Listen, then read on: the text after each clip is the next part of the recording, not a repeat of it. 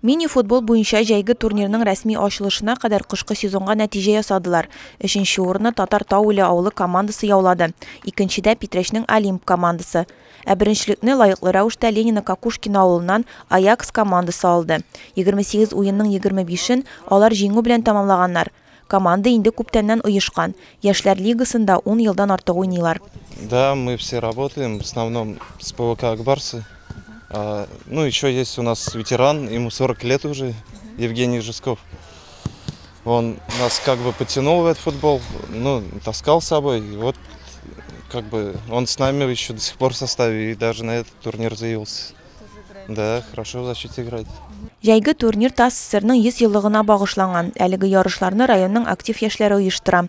Катнашыр өчен 13 команда теләк белдергән, бу 150-гә якын кеше. Мы регулярно проводим с Владиславом Шуплецовым данный турнир.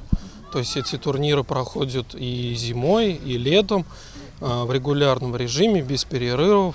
То есть очень много команд играет в нашей лиге. Также играют команды с различных деревень, то есть Пестричинского района.